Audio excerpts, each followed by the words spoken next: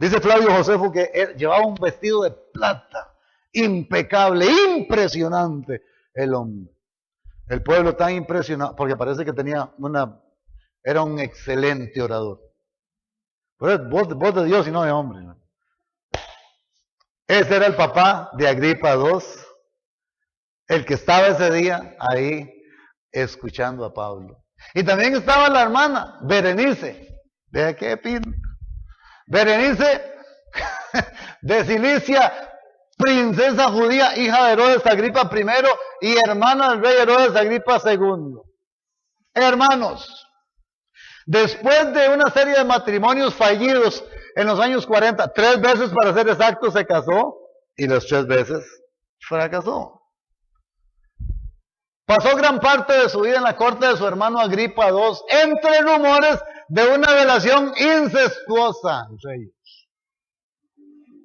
Cosa que no era tan extraña en tiempos del Imperio Romano. Hermanos teniendo relaciones entre ellos. Esa era la gente que ese día estaba ahí. Así que Pablo tenía bastante material, ¿verdad? Agripa, Porcio Festo, la hermana Berenice y el resto de la gente. Tribunos, soldados, hombres principales de la ciudad, porque ahí dice que fueron invitados los hombres principales. ¿Quiénes son los principales? Bueno, los que tienen influencia, los que tienen plata, los comerciantes, los dueños de locales, etc. Esos eran los fulanos. A la chusma no la invitaron. Esos se quedaron afuera. El resto del pueblo no llegó. Pero también habían centuriones, guardias, sirvientes y esclavos. Sabemos bien que estos, usted sabe cómo era la cosa, ¿verdad? Ellos andaban con los sirvientes, ahí muchos de ellos tenían 2 fulanos, 2 esclavos ahí para que le hicieran vientico. Tal vez usted deseara uno de esos ahora, ¿verdad? Se imagina, entra usted y ahí está el fulano, ahí a la par suya, con un abanico no tengo. Y usted oyendo la prédica, ¿verdad? Así, bueno. Con gran pompa. Dice que cuando entraron Agripa y Berenice, con gran pompa. Pompa, ¿qué es pompa? Es un gran alboroto, ¿verdad? Esta gente de veras creía que eran, ellos creían, se las creían de todas. Y nosotros no solamente se las creían, sino que las vivían, ¿verdad? Y el resto de la gente también creía que ellos eran las grandes personalidades. Cuando iban a entrar los reyes, recuerda, sonaban trompetas. Y entraba el fulano, ¿verdad? Y no era una trompeta, era un montón, ¿verdad? Y aquella cosa. Y una fanfarria tremenda, porque venía el rey. Y aparece Agripa. Y la reina, y aparece Berenice. Claro, ya sabemos nosotros quiénes eran, ¿verdad? A nosotros como no nos meten 10 con hueco. Pero, bueno, así era la vida. Así era la vida en ese momento. Y esa es la audiencia que tiene el apóstol Pablo. Y después de mencionar algunos detalles de su propia incumbencia relacionado a los hechos por los cuales Pablo está detenido, inmediatamente el apóstol Pablo pasa al aspecto que él quiere enfatizar. Y el mensaje de Pablo es este. Primero, Pablo habla acerca de su testimonio. Pablo habla acerca de su testimonio. Escúcheme bien, póngame mucha atención, escúcheme con paciencia. Así como le pidió el apóstol Pablo a Agripa, téngame paciencia.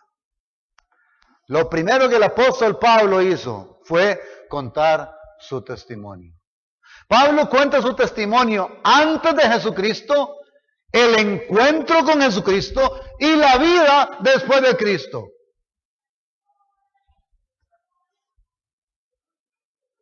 Antes de Cristo es una cosa pero después de Cristo es otra. Amén, hermano. Si usted, por esos avatares de la vida, ha venido a la iglesia, se ha tropezado con el evangelio y ha asistido a una iglesia, tal vez se convirtió en evangélico, pero la vida suya, antes y después, es la misma cosa. Déjeme decirle que hay una falla, hay un circuito y no está en Dios, está en usted.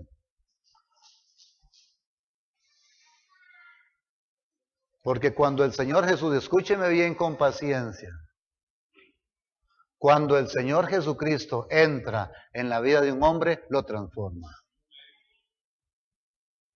Totalmente. No le cambia unas cositas ahí. No es que antes tenía el pelo largo y ahora lo tiene corto. No es que antes se vestía así y ahora se viste así. No, señores. Todo en la vida cambia dramáticamente y totalmente cuando Cristo entra en la vida, en el corazón de una persona.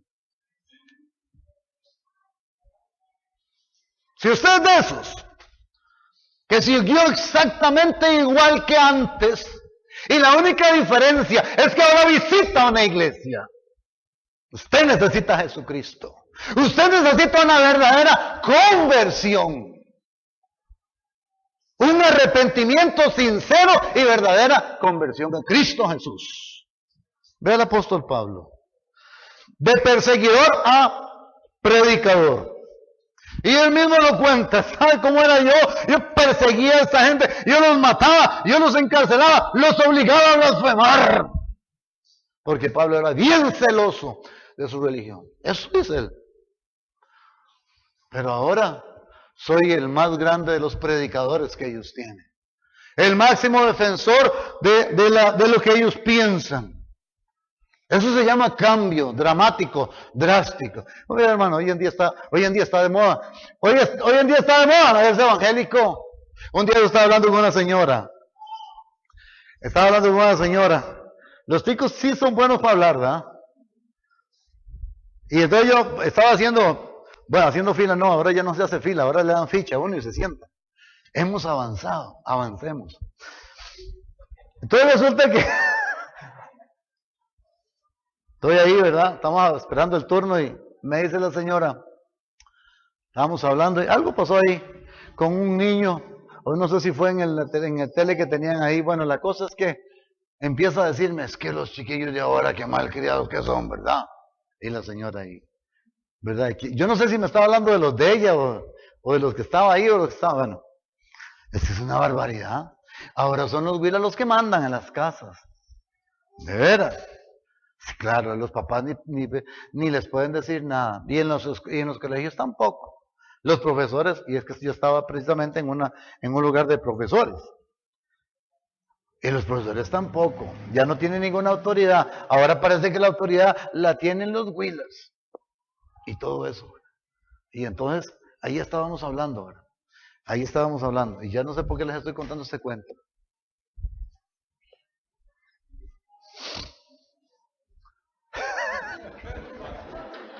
¿Ah? Sí, gracias, José. Bueno, ya a estas edades no le pasa eso, ¿verdad? Y como yo no escribo nada, yo no escribo nada más. Entonces, bueno, siguiendo con el mismo argumento, y ahora dicen, hacen lo que les da la gana, hasta se cambian de religión. Sí. ¿Y qué cree usted? ¿Para qué se cambian de religión? Ciertamente, ¿para qué se cambian de religión? ¿Para qué la gente se cambia de religión? Mejor se quedaran donde están. ¿No es cierto? Nosotros no predicamos un cambio de religión. Nosotros predicamos un cambio de relación. Es diferente. Entonces, claro, la gente cambia de religión, pero sigue siendo el mismo chancho, ¿me comprende? La misma cosa. Y digo así con todo respeto, pero la Biblia usa ese término. Entonces resulta que un inconverso, un perdido, en vez de reunirse en este edificio, se reúne allá en el otro edificio. Pues es un perdido que cambió de edificio, nada más. Que cambió de denominación, nada más. Eso no es lo que predicaba el apóstol Pablo. Pablo predicaba de convertirse, de pasar de las tinieblas a la luz. Y cuando eso ocurre verdaderamente, hay una transformación profunda en el corazón del ser humano. ¿Están conmigo, hermanos? Es así. Es así. Pero hoy en día vemos todas esas cosas, ¿verdad? Y entonces hay tanta competencia y todo eso, ¿verdad? Y pareciera como que hay ciertos atractivos en ciertos lugares para que la gente vaya y venga, porque aquí es bonito y aquí es... No. Usted no invite a la gente a la iglesia porque es bonito. Le invite a la gente a la iglesia porque aquí va a escuchar acerca del nombre de Jesucristo. Nombre en el cual puede ser salvo cualquier pecador que decida creer en él. Eso es. Eso tiene que ser el atractivo. Ningún otro. Todo lo demás es adorno. Pero aquí venimos a predicar. Y usted en su vida debe de predicar también. Pablo entonces habla de un cambio en su vida. Un cambio profundo, mi hermano. Pero si usted habla igual, come igual, bebe igual, piensa igual, ve lo mismo, hace lo mismo, entonces algo pasó. Hay un problema. Hay un circuito. Y no está en Dios el circuito. Usted mismo tiene que examinar su vida. Cada uno tiene que examinar su vida. Es impresionante a veces encontrarse gente que por años ha asistido a una iglesia y ni siquiera son redimidos, ni siquiera son salvos. Y le he preguntado a gente que ha nacido en una iglesia evangélica. Le he preguntado a gente que nacieron en una iglesia evangélica. Y si usted muere, ¿dónde va? No sé. Es que a mí de eso nunca me han hablado. Es que yo no sé, yo desde chiquitillo voy a la iglesia. Yo desde chiquitillo voy a la iglesia y bueno, pero ¿cómo recibir a Cristo? ¿Cómo? ¿Usted es pecador? ¿Usted también lo necesita? Hay gente que cree que porque nació en la iglesia ya está exonerado. ¿Nombre? ¿Nombre? Por eso a los niños, desde el primer día nacidos, hay que hablar de Jesús. Ay, hermano, se ha exagerado. Ah, bueno, entonces siga por ese lado y verá. Hábleles a los hermanos que están por tener hijos pronto. Hábleles de Jesús. Hábleles de Cristo. Ore con ellos. Al principio se quedan así todos extrañados. Todos chiquitillos, ¿no? Pero llega el momento en que ellos chiquititillos, ¿sabes? Cierran los ojitos. No tienen ni la menor idea de lo que están haciendo, pero si papá lo hace, hay que hacerlo. ¿Ve? Y cuando un día sus papás le hable de Jesús, él va a aceptar a Jesús también. Hay un peligro tremendo en los niños que nacen en las iglesias, porque los papás se atienen a los maestros de escuela dominical, o se atienen que ahí van aprendiendo. No, el trabajo le toca a usted. El trabajo es suyo. Trabajo aquí en la escuela dominical, claro que les enseñamos la Biblia, claro que procuramos lo mejor de lo mejor, lo máximo que podamos, hasta donde podemos. Porque resulta que nos quedamos sin maestros y decimos, necesitamos maestros y no hay maestros. Necesitamos maestros y nadie quiere ser maestra. Pero queremos que nos atiendan bien los chiquillos y que estén bien afilados. Y con todo y eso, van bien afilados. Un día esto en la casa de hermano José nos contaba testimonio el niño de él, ¿verdad? Bien afiladito. Gloria a Dios. Yo creo que podríamos ser mejores todavía. Amén, ¿verdad que sí?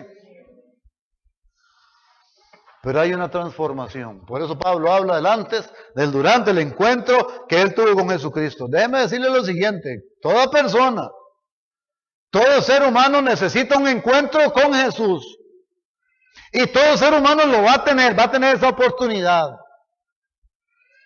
Unos lo reciben, otros lo rechazan. Pablo es de los que lo recibieron. ¿Y usted? Yo fui de los que lo recibí. ¿Y usted lo recibió? Ah, sí, pero tiene que haber habido un cambio, una transformación profunda en la vida. Porque Jesús todo lo que toca lo transforma. Definitivamente. Y lo otro que Pablo habla, aparte de su testimonio, habla de su ministerio. Su ministerio en el versículo 18. Y dice, parte de su ministerio es abrir los ojos de los demás. ¿Qué trabajo el de Pablo? Abrir los ojos de los demás. ¿Por qué hay que abrir los ojos a la gente? Hermano, vea, en esa audiencia pública, ahí en Cesarea, solamente había uno que tenía buenos los ojos. ¿Quién era? Pablo. El resto estaba ciego. Abrir los ojos.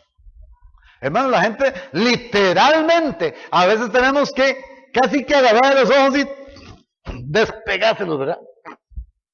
Espiritualmente hablando. Y así como es delicado tratar de abrirle los ojos a alguien, ¿verdad? Si alguien tiene usted dice cuando se le mete una basura en el ojo a alguien, y le dice, ay, hágame el favor, y como en la punta de un pañuelo, y decía, ayúdeme, y yo me da cosa. Porque es muy delicado. ¿Qué tal que se le vaya a usted la mano y lo deje ciego? ¿Verdad? O que le rompa, Dios guardísimo. Pero sí también es delicado abrir los ojos espirituales. ¿Sabe por qué?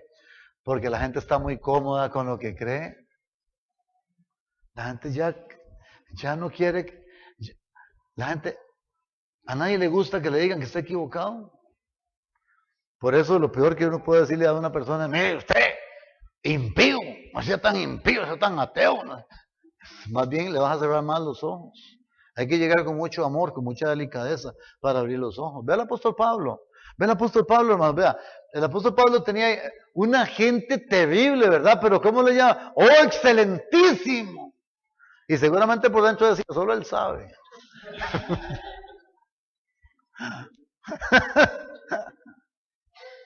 Me tengo por dichoso de estar delante de ti. Claro, Pablo era un caballero. Y además, un hombre sumamente educado. Sumamente educado. Oye, ¿cómo se ha perdido eso últimamente en la sociedad, verdad? ¿Cómo se ha perdido eso? La educación, la erudición. Yo me acuerdo, paremos un toque ahí, nada más entre paréntesis. Cuando yo empecé a trabajar en la sala tercera, en la sala primera de la Corte Suprema de Justicia, no importa.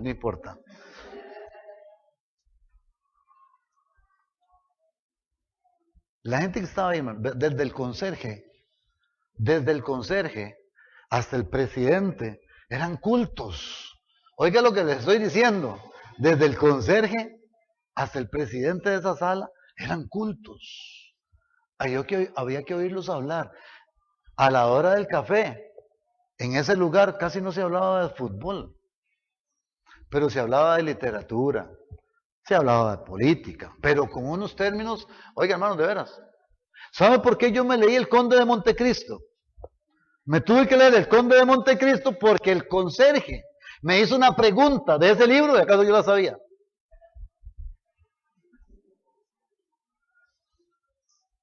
¿Cómo se llamaba el personaje principal del Conde de Montecristo? Me preguntó. Edmundo Dantes, eso, Lupe. ¿Y la novia se llamaba?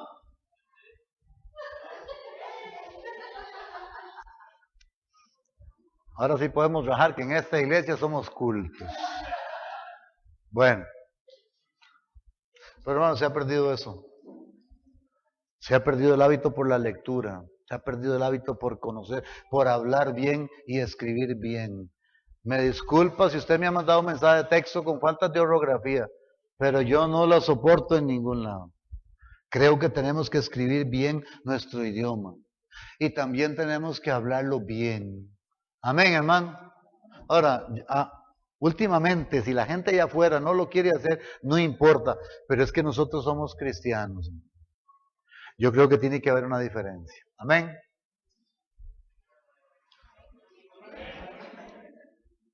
Ya me puso a leer el pastor, dice. Por cierto, si necesita el Conde de Montecristo, con gusto se lo puedo prestar. Otros libros también. Muy bien, o cualquier otro libro. Pero más importante es que lea la Biblia. Amén, hermano. Últimamente usted dice, no leo nada, no me gusta leer, pero lea la Biblia. Y si es el único libro que lee, no importa. Yo le cuento la historia del Conde de Montecristo. Pero si lo puede hacer, hágalo. Pablo era un hombre muy culto.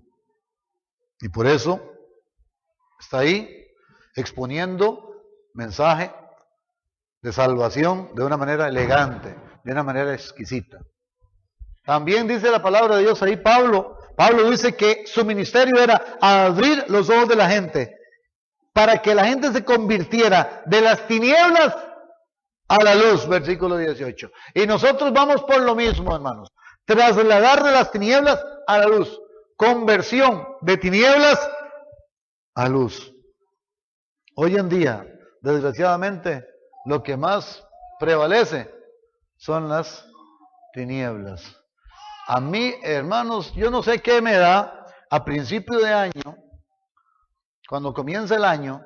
Entonces resulta que en los programas de esos de televisión, de revistas matutinas, entonces llevan a unos fulanos ahí para hacer limpias. Entonces le dice, entonces usted tiene que sembrar y poner esta mata aquí y ir con una campanita por todos los cuartos haciendo tilín, tilín, tilín para alejar los malos espíritus y no sé qué, no sé cuánto. Y todo el mundo, fascinado con aquello. Y tiene que poner unas velas y este y que el otro y todo el mundo apuntando. Y, ay, apunte, apunte, apunte. Por favor. ¿Sabe cómo se llama eso? Eso se llama estar en las más profundas tinieblas de la vida. Y me disculpa si usted es de las campanitas, ¿verdad? Tinieblas. Un mundo que está en tinieblas, ¿qué es lo que puede enseñar? Tinieblas. ¿Qué dijo Jesucristo? Yo soy. No dijo una luz. ¿Qué dijo Jesús? Yo soy la luz del mundo. El que me sigue no andará en tinieblas, sino que tendrá la luz de la vida. Yo no necesito velas aromáticas, tengo a Cristo, mi amor. No necesito campanas que me protejan, porque Cristo me protege. Amén. No necesito nada. Pues soy hijo de Dios. Me convertí de la potestad de Satanás a Dios. Es el otro punto. El otro punto. Cambiar de potestad. Me encanta esa palabra. Dice, para que se conviertan de las tinieblas a la luz y de la potestad de Satanás a Dios. Ustedes han oído hablar de lo que se llama patria potestad, ¿verdad? Patria viene de pater o de padre. Potestad significa derecho.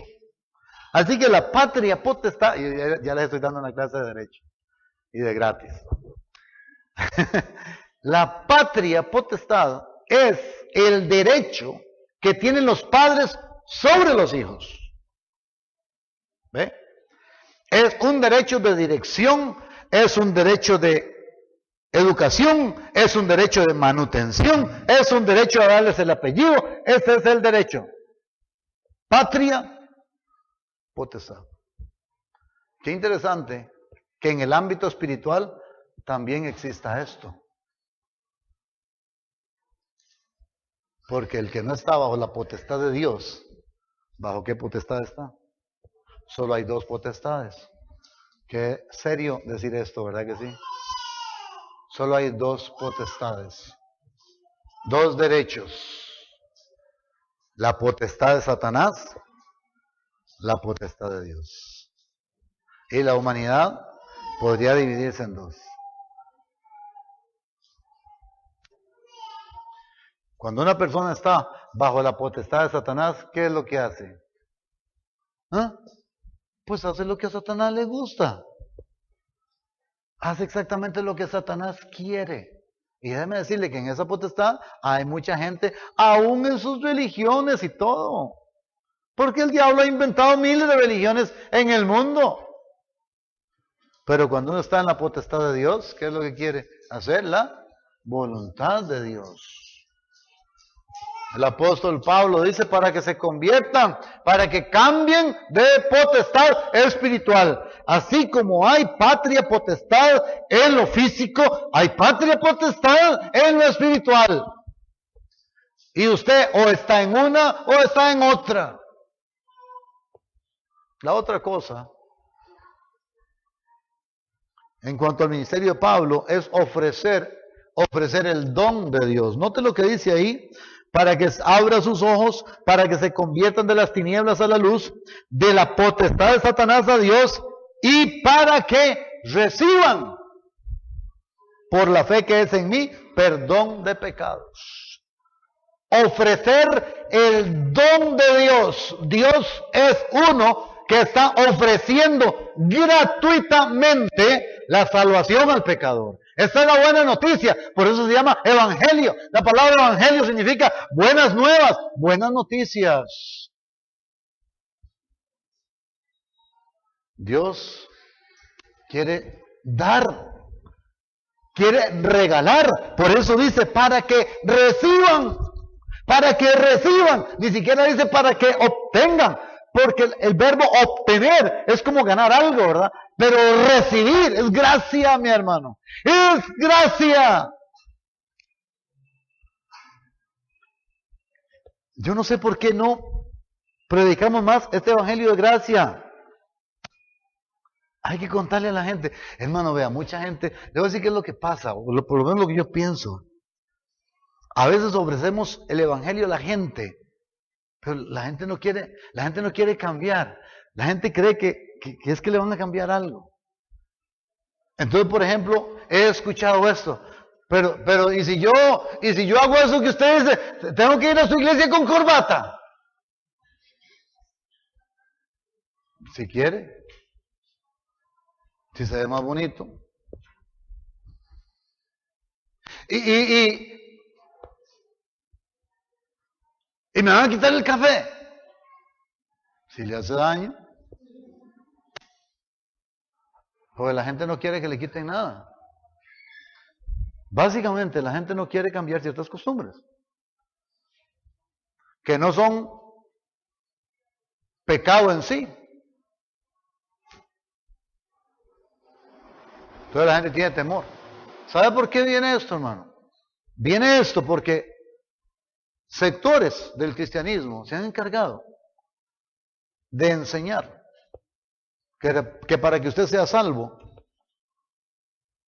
tiene que pelarse de una manera, bañarse de otra, vestirse de otra, comer de otra y andar de otra. Eso no es cierto.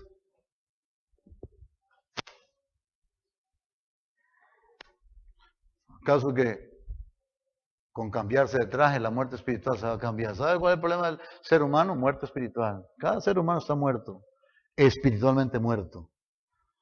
Póngale corbata y saco. Espiritualmente muerto, pero elegante. Nada más. Nada más. Cambio exterior. Dios no trabaja con el cambio exterior. Dios trabaja internamente. Ahora, es que tampoco vamos a andar ahí como espantapájaros en la calle. Tampoco. ¿Verdad? ¿Por qué? Por testimonio. Y porque ahora todo lo que hacemos es para la gloria de Dios. Entonces, pues hay que tener cuidado. Hay que tener cuidado. Pero es algo que Dios espera que la gente reciba. Que reciban perdón de pecados. Y eso es lo último. Perdón de pecados y herencia eterna. ¿Cuántos han sido perdonados aquí? Pecadores perdonados. No somos perfectos, solo perdonados. Hay gente que viene a Cristo y hay sectores del cristianismo que enseñan, ¿verdad? Ya sos creyente, ya sos de la fe, ahora tenés que andar, ¿verdad?, en una vida de perfección y tiene que hacer esto y el otro rigurosamente. Y resulta que al tiempo se da uno cuenta de que falla 1000 veces. ¿Sabe por qué? Porque seguimos siendo pecadores. Solo hay una diferencia: perdonados. No somos perfectos. Perfectos, solo Jesús. Y cuando estemos con Él en el cielo. Mientras tanto, redimidos, lavados, limpiados con la sangre del Cordero. Pero aquí estamos. Como decíamos en una oportunidad, ciudadanos del cielo con los pies en el suelo. Ciudadanos del cielo, con los pies en el suelo. Seguimos siendo. 3 cosas y ya nos vamos, hermanos. 3 cosas más. Como conclusión. La primera es que todos nosotros tenemos una audiencia. Hay gente mirándolo a usted. Así como había gente mirando a Pablo, así hay gente mirándolo a usted. Dios te ha puesto en un lugar específico, en un lugar estratégico. Y Dios quiere que tú le anuncies a Él, anuncies a Jesucristo, porque hay alguien, por lo menos hay una persona alrededor suyo que necesita perdón de pecado. Segundo, aunque la audiencia es diversa, la necesidad es igual para todos. Hay que cambiar de potestad. La necesidad es igual. No importa, mi hermano. ¿Usted ha visto la gente que tiene muchísimo dinero? ¿Cuántos han visto gente de muchísimo dinero? Tal vez no en la calle, pero tal vez en la tele, ¿verdad? Gente multimillonarios. ¿Y cuántos han visto por dioseros? Eso sí, ¿verdad? Le hemos dado la mano a gente así. Hemos estado muy cerca de esta gente, tal vez no de la otra. Pero déjeme decirle que los dos tienen la misma necesidad. Uno es espiritualmente muerto, pero con mucha plata, y otro es espiritualmente muerto y no tiene nada. Pero los dos tienen la misma necesidad. La audiencia de Pablo era tan diversa como eso. Gente muy elocuente, gente muy adinerada seguramente, gente muy encopetada, porque eran reyes y gobernadores, pero tenían la necesidad. Y habían esclavos también, y los esclavos tenían la misma necesidad. Unos y otros necesitaban de Cristo. Tercera cosa. La respuesta que la gente dé al Evangelio no debe incidir en nuestro ánimo. ¿Qué le dijo Festo? ¿Estás loco, Pablo? ¿Qué hizo Pablo? Siguió adelante. ¿Qué le dijo Agripa? ¡Por poco! ¿Qué hizo Pablo? Siguió hablando. Nada. El ánimo de Pablo no cambió para nada. ¿El resto? ¿Qué dijo el resto? El resto pasó solo velos y vilos, seguro, ¿verdad? Ahí habían tribunos, ¿Qué hizo el resto? No sabemos mucho qué hizo el resto. De lo que sí sabemos es de estos fulanos. Pero ni uno ni otro fue salvo. Porque Festo dijo que Pablo estaba loco y Agripa dijo por poco. Uno por loco y el otro por poco.